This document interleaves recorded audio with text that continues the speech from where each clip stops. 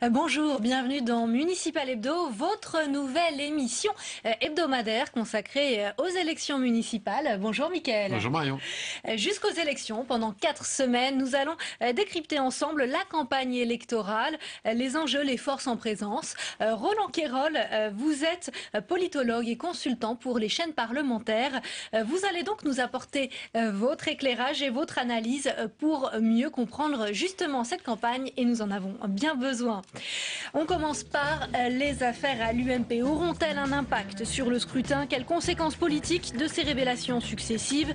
Surfacturation de meetings, favoritisme pour une société des proches de Jean-François Copé, puis les écoutes de Patrick Buisson. L'UMP comptait bien gagner des villes. Est-ce toujours possible? Et l'une des villes test pour l'UMP, c'est Reims. Et ses 18 000 habitants, elle a basculé à gauche en 2008. Aujourd'hui, la droite espère bien la reconquérir pour garder son siège. La maire socialiste, elle compte sur son image et a banni le logo du PS sur les affiches de campagne. Et chaque semaine, nous nous arrêterons sur une région avec un confrère de la presse quotidienne régionale. C'est notre zoom dans le Nord cette semaine. Calais, Lille ou Hénin-Beaumont, des villes aux visages et aux enjeux différents. Nous le verrons. Bonjour Roland Quérol. Bonjour. Je vous propose de commencer cette semaine par la mauvaise passe de l'UMP.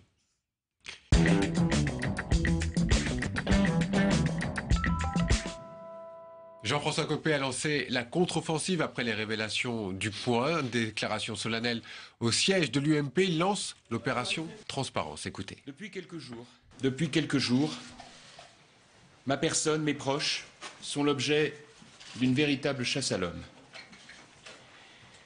Je veux dire aux Françaises et aux Français que j'ai toujours exercé mes fonctions avec droiture et avec honnêteté.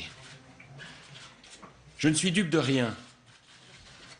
Les Français non plus ne sont dupes de rien. Les ficelles sont tellement grosses, à quelques semaines de scrutins très importants pour notre pays. Bon, alors c'est vraiment pas la semaine de l'UMP. Est-ce que ça peut avoir des conséquences sur cette campagne municipale? Bon, ça aura sûrement des conséquences sur l'image de Jean-François Copé lui-même et de l'UMP, peut-être de la politique. Décidément, vont se dire les gens, c'est quand même un peu incroyable la façon dont ça se passe chez ces gens-là. Est-ce que ça aura un impact sur les résultats des élections municipales? Je crois beaucoup moins, parce que c'est une élection qui est quand même réfractée au niveau municipal, local. Donc ces histoires-là, vous savez, l'espoir de l'UMP, c'était surtout que les électeurs de gauche déçus n'aillent pas aux urnes, de façon à ce qu'ils puissent remporter des villes. On dit souvent aussi que les électeurs de droite se sont mobilisés. Est-ce que ça peut se dire, bah non, finalement, je ne vais pas voter parce que, encore une fois, ce que je veux dire, c'est que, de toute façon, les électeurs de gauche, c'est pas ça qui va les mobiliser. Donc, s'ils doivent se démobiliser, c'est à cause du gouvernement, de leur déception. Et les électeurs de droite, est-ce qu'ils vont se démotiver localement d'aller sanctionner le pouvoir? Les indications dont on dispose, aujourd'hui, au moment où nous parlons, semblent pas l'indiquer. On n'a pas le sentiment que ça va être quelque chose de gravissime pour l'UMP, sauf encore une fois pour l'image globale du parti et pour Jean-François Copé lui-même. Quand Jean-François Copé dit que c'est un lynchage orchestré pour mettre en difficulté l'UMP pour les municipales, vous y croyez, c'est possible? Non, écoutez, c'est ce que disent chaque fois les gens qui sont pris dans une affaire personnelle ou politico-financière.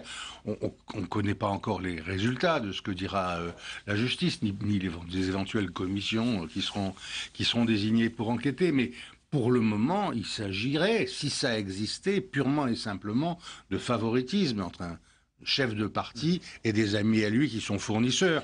Voilà, il n'y a pas de lynchage, d'orchestration et pas besoin qu'on ait des déclarations la main sur le cœur sur la droiture de toujours de Jean-François Copé. On en fait toujours beaucoup dans ces cas-là, quoi. Cette réaction de Jean-François Copé, est-ce qu'elle a été bonne pour l'image de l'UMP ou au contraire désastreuse? Je crois que de dramatiser à ce point quelque chose qui était pas très clair, c'est peut-être pas la meilleure communication qu'on ait vue. Un petit peu plus tard dans la semaine, notamment Jean-François Copé, François Fillon, Jean-Pierre Raffarin, on fait estrade commune avec Fabienne Keller à Strasbourg. Les candidats, ils ont intérêt à les appeler à la rescousse? Écoutez, les candidats, ils ont intérêt à faire la campagne la plus locale possible, mais ils ont intérêt aussi à nationaliser le scrutin contre Hollande. Alors, ou bien ils savent eux-mêmes faire la politique nationale, la faire passer, sans quoi c'est pas mal d'avoir quelques leaders qui symbolisent le fait que cette municipale est un élément d'une campagne nationale. Surtout s'ils peuvent en avoir plusieurs, parce que vous savez, le mot préféré des électeurs de droite, c'est unité. Pas simple. Justement, pas simple. et justement, lundi, dans ce contexte tendu, Nathalie Kosciusko-Morizet a présenté ses têtes de liste à la Bellevilloise, un comité politique exceptionnel entaché par la destitution ce week-end de la colistière du 2e arrondissement, Hélène Delsol. Elle avait modifié la liste établie avec Nathalie Kosciusko-Morizet. La sanction est donc tombée. Elle est exclue. Écoutez les explications de Nathalie Kosciusko-Morizet, justement. Elle l'a fait sans m'en avertir, elle l'a fait en trompant en fait une partie de sa liste, parce que du coup il y a des gens qui se retrouvent sur une liste qui n'était pas la liste convenue. Et donc moi je n'imagine pas proposer aux Parisiennes et aux Parisiens de voter pour quelqu'un qui a pu trahir sa parole. C'est la raison pour laquelle j'ai immédiatement retiré l'investiture à cette tête de liste et donné l'investiture à celui qui devait être le numéro 2 de la liste, qui connaît bien l'arrondissement, qui est implanté depuis longtemps, Christophe Lequieffre. C'est donc lui qui conduira la liste de l'Union, de l'UMP, l'UDI, le MoDem, la droite et le centre dans le 2e arrondissement. Et Hélène Delsol qui risque une exclusion de l'UMP, donc a déposé une liste dissidente dans l'arrondissement. Alors Roland Quérol, vous nous le disiez justement, juste avant d'écouter Nathalie Kosciusko-Morizet, l'unité c'est ce qui est important pour les électeurs de l'UMP. Et finalement à Paris, l'UMP apparaît très très divisé, beaucoup de dissidence dans le 7e arrondissement. C'est vrai que ça continue encore si proche de l'élection, ça fait tout de même sûrement mauvais effet, notamment là pour les électeurs centristes qui se demandent ce qui se passe. Alors on peut dire qu'au moins Nathalie Kosciusko-Morizet, elle aura eu le courage de mettre de l'ordre dans ses rangs. Il y a eu quand même beaucoup de décisions à prendre. Parfois, elle en a pris assez courageusement, mettant à l'écart les vieux classiques pour mettre des gens qu'elle estimait plus représentatifs du Paris d'aujourd'hui. Là, devoir s'adresser à la justice pour régler un problème interne à des formations politiques, ça prouve à quel point ça ne va pas. C'était quoi cette Madame Delsol? Elle avait changé les noms de 3 personnes sur sa liste pour les remplacer par 3 autres. C'est un exemple parmi d'autres, Madame Delsol. C'est un exemple parmi d'autres, mais il arrive après des Morizet. débuts de campagne qui, depuis le début, a été marqué par les discussions, les disputes, les polémiques, les démissions. Voilà, ça fait quand même un peu désordre. Et ce recours à la justice pour régler un problème interne, ça prouve la difficulté. 3 semaines, vous pensez qu'elle a encore des chances? Vous savez, tant qu'une élection n'est pas jouée, elle n'est pas gagnée ni perdue. Ce qui est vrai, c'est que c'est très compliqué pour la droite d'emporter Paris, quelle que soit la campagne de Nathalie Kosciusko-Morizet. Il faut à peu près 54% des voix sur l'ensemble de Paris si la droite veut espérer l'emporter. C'est très, très difficile dans une ville qui est très favorable aux socialistes. Les sondeurs, en général, disent cristallisation. Ça veut dire qu'à partir d'un moment, le vote est bloqué. Est-ce qu'on a atteint déjà cette période ou pas encore? Non, on ne l'a pas atteint, surtout pas dans les grandes villes, parce que la campagne n'a pas motivé profondément encore. On ne sait pas très bien qui sont les listes en présence. Pour des municipales, il faut vraiment attendre les 8 derniers jours pour que la cristallisation se fasse. Alors, je vous propose de parler un petit peu d'un autre parti, celui du Parti communiste. C'est vrai qu'il est difficile de comprendre la stratégie du Parti communiste. Soit ils partent seuls, soit ils partent avec le Front de gauche, soit ils partent avec le PS. Bon, alors, on va essayer de mieux comprendre ce qui s'est passé cette semaine, encore une fois, avec Pierre Laurent, qui, lui, a demandé au Parti socialiste de se retirer quand ils ont une chance de l'emporter. Écoutez Pierre Laurent. Dans les villes où nous conduisons la gestion municipale et où nous appelons les électeurs à renouveler leur confiance, nous pensons que les listes maintenues par le Parti socialiste sont des listes de division. Donc il reste quelques jours pour retirer ces listes et aller avec des listes de rassemblement utiles à la population dans des villes comme Saint-Denis, comme Saint-Ouen, comme Vaux-en-Velin, où il est toujours possible jusqu'au 6 mars d'aller à des listes de large rassemblement conduites par les maires sortants communistes. Lors de l'introduction, on disait on a besoin de vos lumières. Alors là, on a vraiment besoin de vos lumières.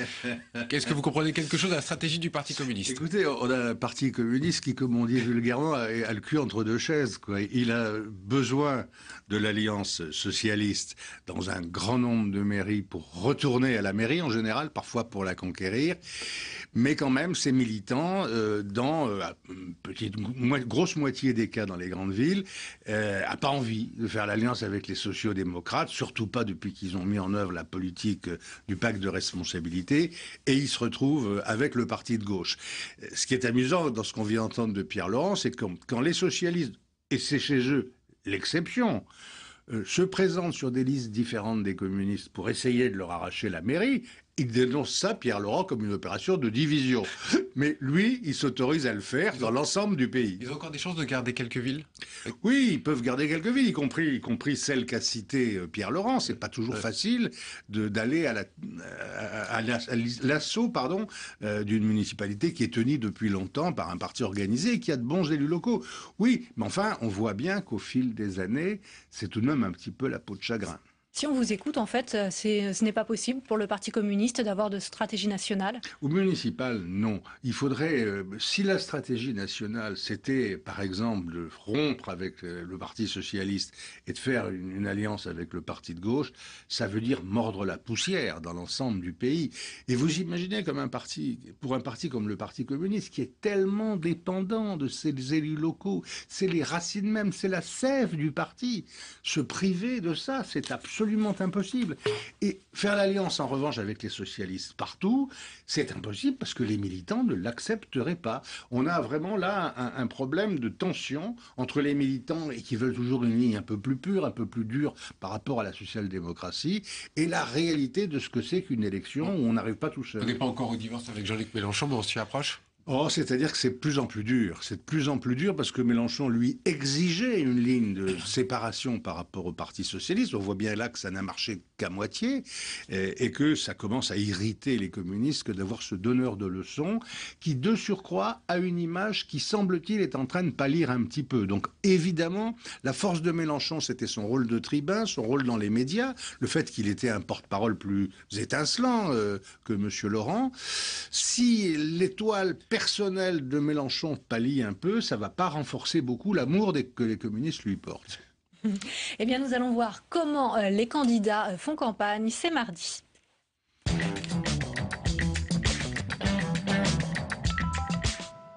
Et direction Reims. Reims, c'est l'une des villes test pour l'UMP, longtemps acquise à la droite. Elle a basculé en 2008 à la surprise générale. La socialiste Adeline Hazan compte bien conserver son fauteuil de maire. Face à elle, le jeune député Arnaud Robinet, à la conquête de cette ville de 180 000 habitants, Charles Villeneuve. Voici celui qui veut faire basculer à droite la ville de Reims. On flash sur les beaux gosses. Ah, merci. Et vous parlez autour de vous, hein. À 38 ans, Arnaud Robinet est le favori des sondages. Ce jeune député a su rassembler une droite locale divisée. À lui la mairie, à Catherine Vautrin la métropole. L'accord local a été scellé. Reims, l'une des villes cibles de l'UMP. À Paris, son score au soir du premier tour sera scruté à la loupe. La victoire, elle est collective, la défaite, elle est individuelle. Donc moi, vous savez, je prends beaucoup de recul par rapport à cette pseudo-pression qui peut exister. Ce qui m'importe avant tout, c'est ce que veulent et ce qu'attendent les Rémoises et les Rémois. D'ailleurs, cette campagne, elle est locale, car aucun leader de l'UMP ne vient ou ne viendra sur Reims pour ces élections. Elle aussi a refusé tous les soutiens nationaux. Adeline Hazan, la maire socialiste, brigue un second mandat. Ça va, vous êtes content de notre bilan? C'est ce qu'on a fait? Bah écoutez, Plutôt oui, plutôt. Sur le terrain, aucun logo du PS. La campagne se veut 100% locale. La maire veut éviter d'être associée à un président et un gouvernement au plus bas dans les sondages. Bah là, si nous on perdait après tout ce qu'on a fait, ce serait quand même un peu incroyable, franchement. À la fois, je leur explique qu'il faut attendre pour les résultats nationaux, et puis deuxièmement, qu'ils ne se trompent pas d'élection. S'ils considèrent que j'ai un bon bilan, il faut qu'ils votent pour nous, plus que voter pour le PS ou pas, c'est moins la question. Lui, en revanche, mise tout sur le national. Le candidat FN pourrait se qualifier pour le second tour. Voilà, et vous avez la tête de liste, le candidat devant vous. Ah bon? C'est lui. Ah bah d'accord, enchanté. Peu importe sa notoriété, Roger Paris veut surfer sur une éventuelle vague bleu marine. Fiscalité, sécurité, immigration, il reprend point par point les thématiques nationales du FN. Vous êtes d'origine asiatique, on n'est pas con, mais seulement nous on veut stopper, parce qu'on n'a plus les moyens. Nous sommes la réelle opposition, nous sommes la vraie droite, parce que je suis de droite évidemment. Arnaud Robinet, de droite également. Oui, c'est une droite molle. La droite molle pour le Front National, cumularde selon le PS. Mais Arnaud Robinet l'a promis, s'il est élu, il renoncera à ses fonctions de député, mais seulement en 2017. Au revoir, à bientôt. Roland Quérol, on le voit dans ce reportage, Adeline Hazan qui ne met pas le logo du Parti Socialiste sur ses affiches de campagne, sur ses tracts. Est-ce que c'est la bonne stratégie? Sans doute, parce que l'ennemi principal des candidats socialistes dans ces municipales, c'est l'image du pouvoir, c'est la désaffection. La déception, c'est maintenant. Et donc, il faut vraiment pouvoir montrer que c'est pas pour Hollande ou pour Ayrault qu'on vote ou contre, c'est pour un bilan municipal, comme elle le dit sans arrêt, ou pour des projets municipaux. Plus elle apparaîtrait comme socialiste, plus sa victoire serait scellée à l'avance. Être socialiste, ça jouera contre certains candidats? Ça jouera contre tous les candidats. Il faut être extrêmement fort localement, avoir une dimension personnelle extrêmement forte pour résister à une déception pareille. Rendez-vous compte, le président de la République est à un taux plus bas que tous les présidents sous toute la Ve République. Résister à ça, dans des élections qui sont souvent des élections sanctions, c'est extrêmement compliqué. Il faut donc absolument localiser, pour les gens de gauche, localiser la campagne. Vous entendez dans le reportage, Adeline Hazan, elle dit mon bon bilan, mon bilan. Alors ça revient à chaque fois. On peut se faire réélire grâce à son bilan uniquement? Il faut un bilan et il faut un projet. Il faut montrer que si on a un bon bilan, on peut continuer à développer la ville. Vous savez, Reims, c'est l'exemple. S'il n'y a qu'une ville de 100 000 habitants qui passe à droite, ça sera Reims. C'est quand même une ville dont la tradition de droite est très établie depuis longtemps. La faiblesse de la droite, ça a été longtemps sa division. Ils ont réussi à se mettre d'accord sur la répartition des postes au sein de la droite. Ça n'a pas été simple, c'est vrai. Et ça n'a pas été simple du tout, mais c'est fait. C'est vraiment sur le papier une ville extrêmement difficile pour une sortante socialiste. Donc voilà, elle a vraiment intérêt, si elle veut y croire, et elle a toutes les raisons d'y croire, elle peut espérer d'une part sur sa localisation, son bilan et son projet, et d'autre part sur les dégâts que pourrait faire dans une triangulaire le Front National au second tour. Arnaud Robinet, qu'on a vu candidat de la droite, ce sont les jeunes loups de l'UMP, comme on les appelle aujourd'hui, ceux que Sarkozy, apparemment Nicolas Sarkozy les rencontre petit à petit tout au long des semaines. Il a ses chances, lui? Vous pensez? Ça fait partie de la nouvelle génération de l'UMP? Il a ses chances. Si le Front National ne vient pas troubler le jeu de façon trop grave au second tour, vous savez, il y a beaucoup de villes dans lesquelles le PS va se maintenir grâce à la triangulaire, comme ça s'était vu aux législatives en 1997. C'est souvent très important. En 97, on n'aurait pas eu une majorité de gauche au Parlement sans les candidats Front National. Donc, s'il n'y a pas cette objection-là, avoir en effet un jeune loup qui symbolise une innovation, parce que les gens, que ce soit à gauche ou à droite, ils ont envie de têtes nouvelles, c'était particulièrement le cas dans cette région, c'est sûrement un plus pour sa candidature. Et finalement, lui aussi fait campagne sur son nom, sur sa personnalité, son bilan, plutôt que sur l'UMP. Je sais pas ce que vous feriez, vous, en ce moment, mais moi, je ferais comme lui. Du local, avec du local. Je vous propose de poursuivre notre tour de France. On va faire escale à Calais.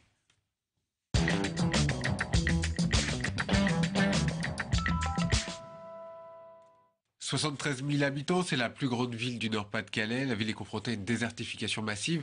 Les magasins ferment les uns après les autres. Reportage sur place, François Goulin, Marie Labatte.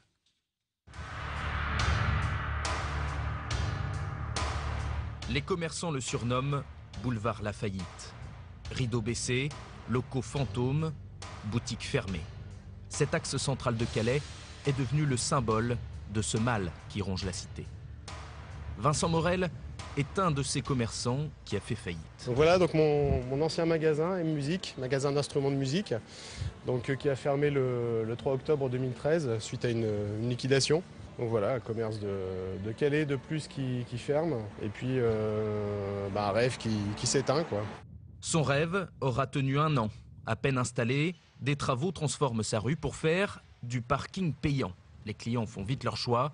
À 10 minutes de là en voiture, le centre commercial Cité Europe propose des centaines de places de stationnement gratuits. On prend sa voiture, on a du parking, on a autant de choix qu'on veut. Il y a des dizaines de magasins, limite des centaines. Et donc les périodes où on aurait dû faire à la limite plus de chiffre d'affaires sur les périodes de solde, c'était quasiment les périodes les plus creuses. En 20 ans, ce mastodonte a littéralement siphonné la clientèle du centre-ville. Hypermarché, boutique à perte de vue, le site attire 7 millions de visiteurs par an, plus que la Tour Eiffel.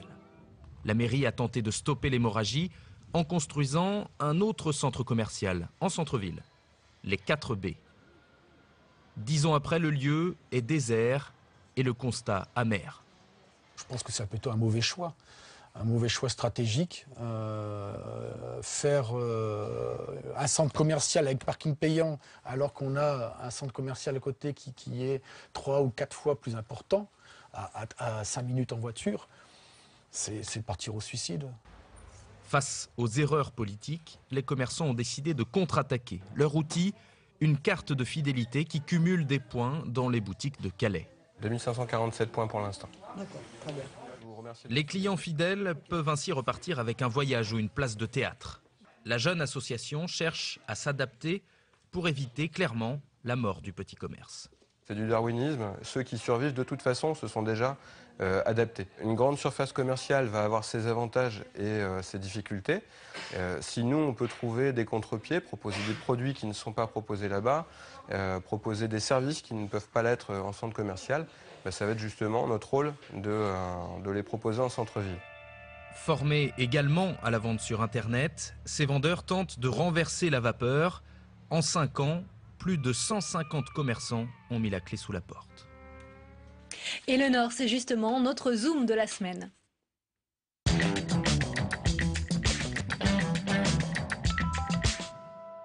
Verrier, bonjour. Vous êtes éditorialiste à La Voix du Nord. On vient de le voir, les enjeux des municipales à Calais sont notamment le chômage, la lutte contre la désertification du centre-ville. Sur quoi va se jouer cette élection dans cette ville ? Comme vous le disiez, donc, il y a le chômage. Il y a une thématique qui est remontée aussi, notamment ces dernières semaines. Ce sont les migrants. Voilà, c'est déjà là depuis. C'est déjà là depuis depuis la fermeture de Sangatte. Et, voilà, ces dernières semaines, Natacha Bouchard, donc la maire UMP sortante, a fait un appel sur les réseaux sociaux à dénoncer les squats des migrants et des associations No Border dans le centre-ville. Donc il y a aussi cette thématique qui ressort un peu dans cette justement, campagne. vous parliez de Natacha Bouchard. En 2008, elle avait pris par surprise, on peut le dire, la ville. Est-ce qu'elle a des chances aujourd'hui de garder son siège ? Elle a des chances de garder son siège. Alors tout son défi, c'est de montrer qu'elle a gagné par surprise, mais pas par accident, et qu'elle a été une bonne maire. En face, il y a Jackie Hénin qui va essayer de prendre sa revanche. Et puis il y a le PS. Voilà. Donc la gauche, c'est la nouvelle figure. Il y a des divisions. Et donc Natacha Bouchard, qui a une liste aussi d'ouverture avec des ex-socialistes, peut jouer sa carte là-dessus. Chômage, sécurité, on sent que la sécurité, même si ce sont les candidats qui refont monter un peu cette thématique, le Nord, c'est encore une fois sur ces questions-là que ça va jouer ? Oui, chômage, sécurité. Partout où il y a des populations laborieuses, comme on dit, c'est évident que ce qui taraude les gens, c'est d'abord le chômage. Le chômage pour eux, le risque de chômage pour leurs enfants, leurs petits-enfants. Et puis, voilà, que les élections municipales, et l'un des pouvoirs du maire, c'est de s'occuper de la sécurité. Donc, comment voulez-vous que la sécurité soit pas aussi au centre des débats ? On reste dans le Nord, si vous voulez bien, Mathieu Verrier, avec peut-être un focus sur Lille. Lille, Martine Aubry, élu dans un fauteuil, encore une fois. Je crois que ça ne fait pas de doute. Même l'opposition n'y croit pas vraiment. Voilà, la droite, donc c'est Jean-René Lecerf, le sénateur qui représente la droite, qui est plus là pour construire une opposition sur la durée. Voilà, et puis pour voir dans les prochaines échéances. On dit qu'à Lille, justement, Martine Aubry a cherché à étoffer ses listes avec notamment 2 militantes parisiennes qui sont parachutées là-bas à Lille, au cas où.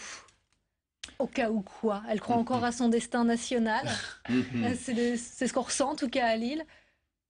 De toute façon, il faudra passer la main à un moment donné. Alors que ce soit pour un destin national, comme vous dites, ou parce que pour un autre mandat. Voilà, Monroy l'avait fait venir.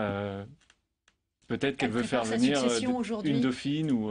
Roland Quérol, Martine Aubry a un peu disparu des écrans radars au niveau politique national pour préparer évidemment les municipales. Vous la voyez dans un avenir proche quelque part? Je crois qu'elle a Autre qu'à la mairie. disparu des radars aussi pour se faire un peu désirer sur la scène nationale, pour montrer que ostensiblement elle se tenait à l'écart des critiques, mais qu'elle restait en réserve de la Hollandie.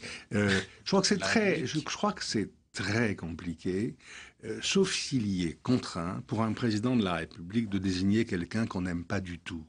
Voilà, je crois que Hollande n'a aucune envie d'appeler Martine Aubry, que Martine Aubry a très envie de revenir au gouvernement. Voilà, ça fait une équation, on verra en fonction de l'état de l'opinion, mais ça n'est pas le plus probable. L'essentiel pour elle, bien sûr, c'est sur les municipales. L'essentiel, c'est les municipales, c'est de sauver sa mairie et sa métropole, sa communauté d'agglomération, qui est celle composée du plus grand nombre de communes en France et qui est un peu moins jouée que la ville de Lille. Une dernière question sur Lille. Le Front National a une liste. Ce n'était pas le cas en 2008. Est-ce qu'il y a de nouveaux ancrages pour le Front National à Lille, dans la communauté urbaine?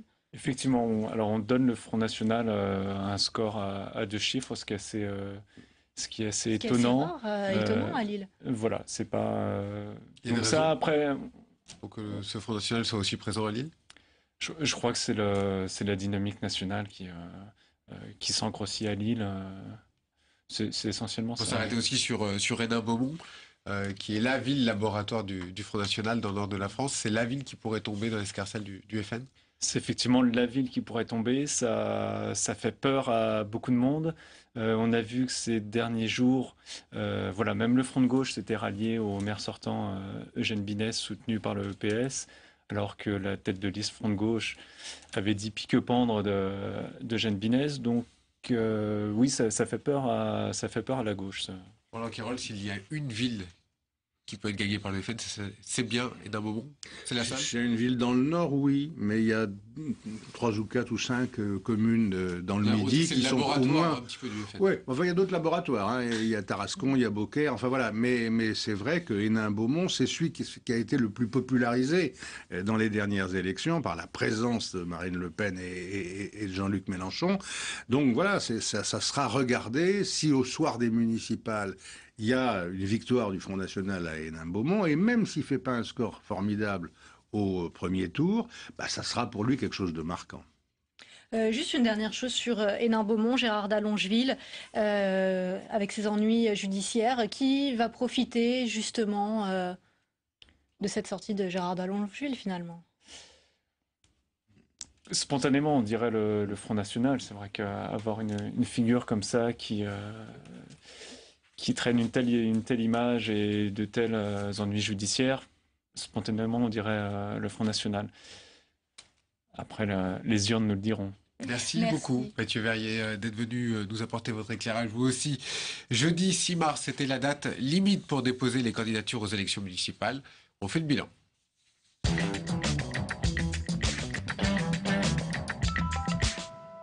Et on commence avec le Front National. Encore, Marine Le Pen était attendue au tournant. Plus de 600 candidatures, plus de 600 listes déposées. Elle fait beaucoup mieux qu'en 2008. On écoute la présidente du Front National. Non, alors d'abord, personne n'est présent partout, monsieur. La réalité, c'est que les partis, bien souvent, se partagent entre eux, les listes. À toi, telle ville pour le PC, à toi, telle ville pour le PS, à toi pour l'UMP. Il y a aussi beaucoup d'endroits où l'UMP n'est pas présent, contrairement à ce que vous pouvez penser. Donc, nous avons fait un effort extraordinaire. Nous n'avions que 100 listes. C'est vrai que nous n'avons pas de sortants. Nous n'avons que 60 conseillers municipaux et nous n'avons pas de maire. Alors, c'est très difficile de courir la course avec un tel handicap. Et pourtant, nous la courons. Et je pense que nous allons obtenir de grands résultats. Ces 500 listes seront, lors des prochaines municipales, probablement 1500 ou 2000. Voilà, c'est comme ça que fonctionne le développement d'une implantation locale pour un mouvement. Roland Quérol, près de 600 listes pour le FN. A-t-elle réussi son pari? Elle est en train de nous clamer partout que oui. Alors je veux pas avoir l'air de venir dire. Vous voyez 800, il y en a presque 600. Ouais, mais enfin, déjà 800, c'est quand même pas une présence nationale. C'est ça qui est frappant, c'est que voilà un parti qui n'arrête pas de s'exprimer, de monter. Il y a une vague sondagière forte pour le Front National. Et la réalité, c'est qu'on n'arrive pas à convaincre des gens d'aller se présenter physiquement dans des mairies. En justice sur ces listes. Absolument, il y a des gens qui ont été mis un peu d'office dans les listes, semble-t-il, sans être au courant. Voilà, ça c'est un vrai blocage pour le Front National. Avoir un candidat et un suppléant dans une législative, c'est facile. Avoir quelques candidats dans des régions européennes, ça sera très facile. Mais avoir des listes de candidats dans chacune des communes de France, c'est absolument hors de portée, même dans les très grandes villes. Voilà, c'est un vrai problème. Il y a encore beaucoup de gens qui hésitent non seulement à aller adhérer, mais à aller simplement se montrer comme candidat ou être sur une liste comme candidat du Front National. Donc c'est mieux que la dernière fois, on passe de 120 à 600, mais c'est quand même encore assez maigrelet par rapport à l'échelle nationale. Vous disiez tout à l'heure, Hénin Beaumont, laboratoire, mais il y en a d'autres. Si jamais il n'y a pas de conquête pour le Front National, est-ce que c'est un échec ? Oui, bien sûr. L'un des espoirs de la direction du Front, c'est évidemment de conquérir des villes pour montrer que voilà, on a désormais des laboratoires du nouveau Front National. L'ancien, avoir des conseillers municipaux, mais pas oui, mais forcément l'ancien Front National avait beaucoup publicisé sur ces villes gagnées jadis par Jean-Marie Le Pen, enfin, du temps de Jean-Marie Le Pen. Il faut maintenant qu'il y ait des candidats et des candidates élus qui symbolisent le bleu marine, quoi. Sans quoi, évidemment, tout le monde fera un peu grise mine au Front National. Alors, je sais bien que les soirs de défaite électorale, tout le monde dit j'ai gagné, mais enfin, pour pouvoir affirmer une progression, ce qui est son souhait, il faut qu'elle gagne quelques communes. Si on fait le bilan, un électeur sur 49 est candidat au municipal. Oui, c'est bien. C'est bien, hein, c'est quand même ça. Votre voisin, ça pourrait être vous. Ça pourrait être vous aussi, oui, aussi. oui. Non, c'est très important. On dit qu'il y a des amours du politique, c'est pas vrai. Oui, il y a des amours du politique, il est vrai quand même. Hein. Il y a une grogne très forte contre le politique et contre les dirigeants politiques. Mais il y a encore ce tissu démocratique du pays qui existe grâce aux communes, c'est évident. C'est en même temps un vestige pour la France. Hein. Nous avons presque autant de communes que l'ensemble des autres pays d'Europe. On sait bien qu'on aura du mal à maintenir toutes ces communes, mais c'est vrai que ça attache à la gestion locale et donc à la démocratie locale un nombre de gens considérable. Et juste pour information, il y a quand même une 60aine de villes sans candidats. Oui. Crise des vocations dans les villages ruraux, c'est ça? On ne sait pas combien il y en avait les fois précédentes parce qu'on n'était pas forcé de se porter candidat. C'est pour ça que nous avons maintenant une statistique. 60 communes, mais il y a des trucs dans le code électoral pour savoir comment s'en tirer. On n'a pas le temps d'entrer dans les détails. C'est pas beaucoup quand même et c'est tous des villages. Il n'y a qu'une commune de plus de 1000 habitants qui soit dans ce cas. En tout cas, ce n'est pas le cas de Saint-Étienne.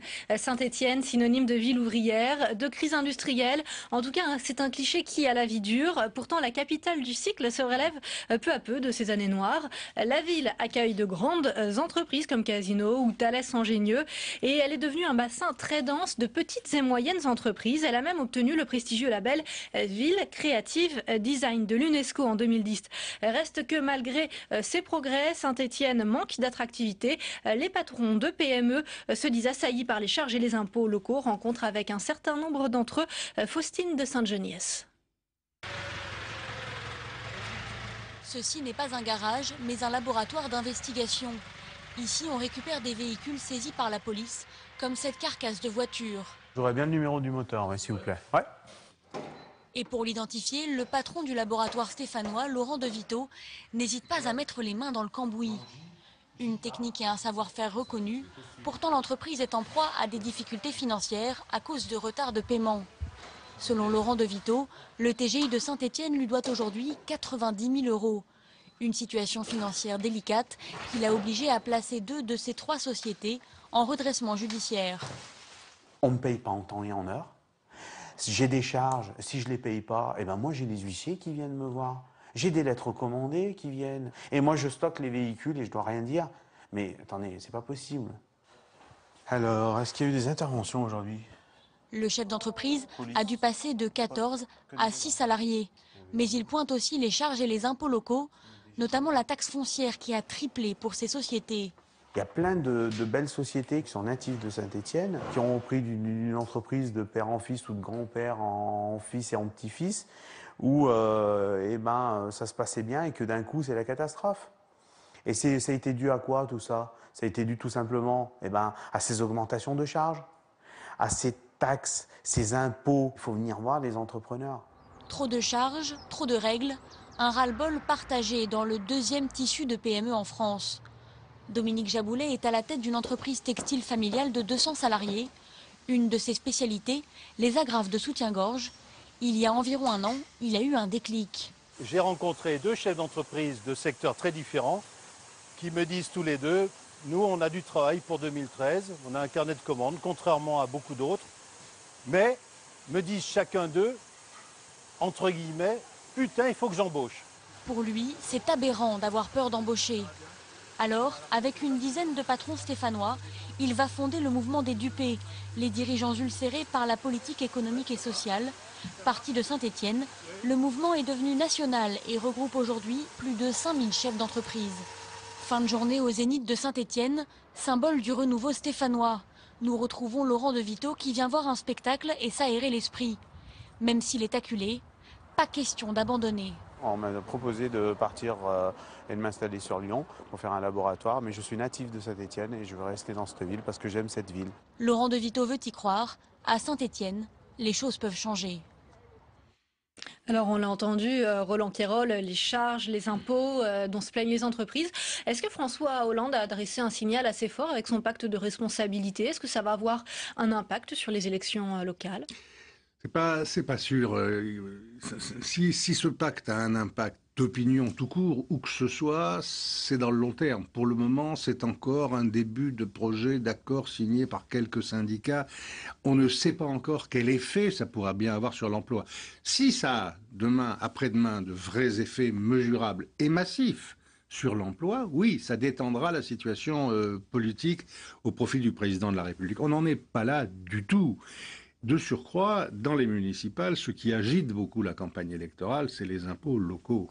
On l'a entendu, la taxe d'habitation. Et très souvent, quand vous regardez les sondages locaux, le poids des impôts locaux vient très haut dans la liste des préoccupations des gens. Souvent avant la sécurité et avant la sacro-sainte circulation et stationnement qui a toujours été très forte dans ce pays, même dans les villes où nous, les Parisiens, on trouve que c'est facile de circuler.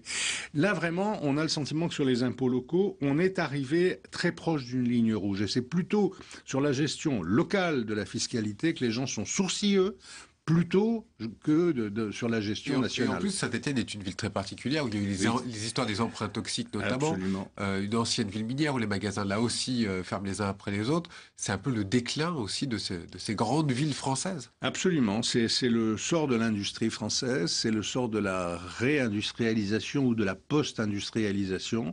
Franchement, beaucoup de gens n'auraient pas donné beaucoup de Saint-Étienne il y a quelques années.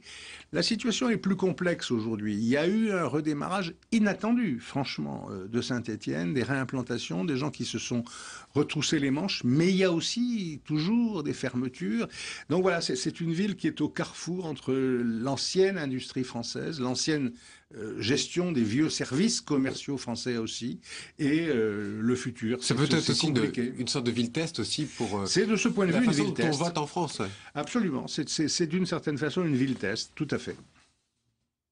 On va passer à la campagne des municipales, cette fois sur le web, et c'est ce qu'on appelle le buzz de la semaine.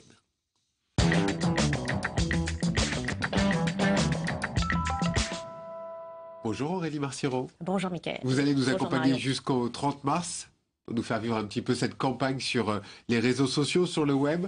On va commencer, si vous voulez bien, avec cette campagne de Pau Zéro. Et oui, alors le numérique et les réseaux sociaux sont très importants. Finalement, c'est la première fois pour une municipale, alors que ce soit Instagram, les photos, que ce soit Vine, les vidéos, Facebook, Twitter, qui sont largement utilisés par les candidats et leurs équipes. Alors justement, vous pouvez consulter sur Internet un article des Échos qui s'est interrogé justement sur l'impact de cet usage avec d'abord plusieurs niveaux. Alors, le premier, eh bien, ce sont des logiciels qui permettent de collecter les informations auprès des militants et de mieux cibler les envois de mails et de SMS. Alors deuxième niveau, ça on le connaît tous, ce sont sur Facebook et Twitter, les envois d'éléments de programme, ou alors ce qui marche très bien, ce sont les photos des coulisses. Les gens aiment bien savoir ce qui se passe en dehors de la campagne, et donc ça aide notamment pour le bouche à oreille. Alors arrivent également en ce moment des applis spécifiques pour se faire l'ambassadeur de la campagne, pour participer. C'est Anne Hidalgo qui en a lancé une cette semaine. Mais Roland, vous ne me contredirez pas, tout cela ne remplacera jamais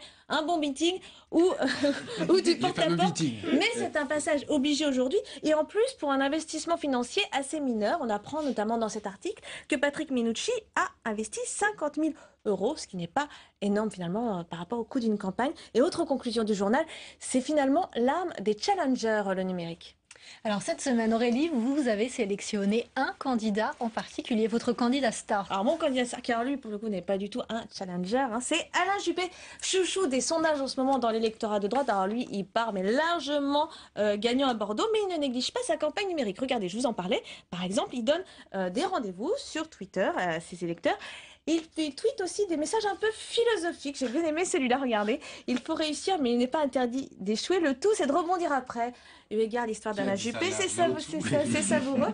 Et puis, regardez, ce dernier message qui a beaucoup fait parler. Hein, comment casser une image de raideur. Coucou Alain, comment ça va? En pleine forme, bisous. Bisous. Des bisous d'Alain Juppé. Oui, Voilà. c'est sympa. On va rester à droite avec ce qu'on va appeler l'accident 2.0.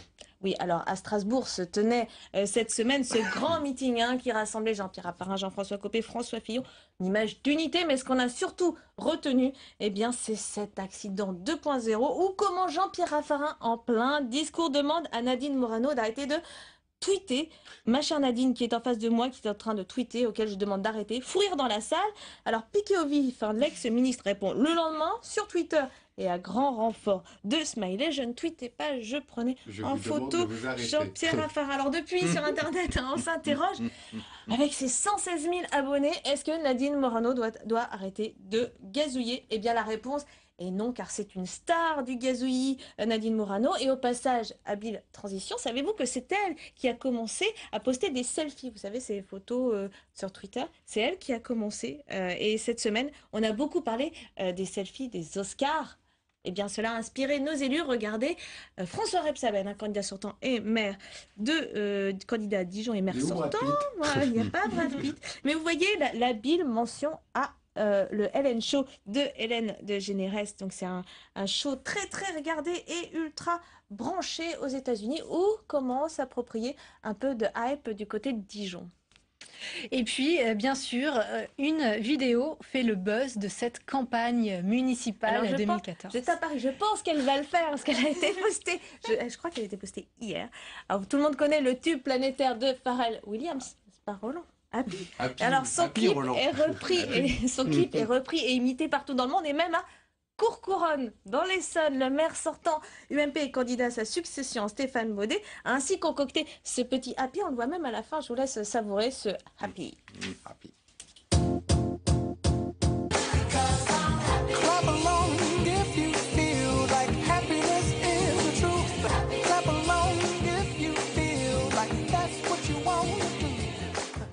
Ça peut fonctionner ça, Roland?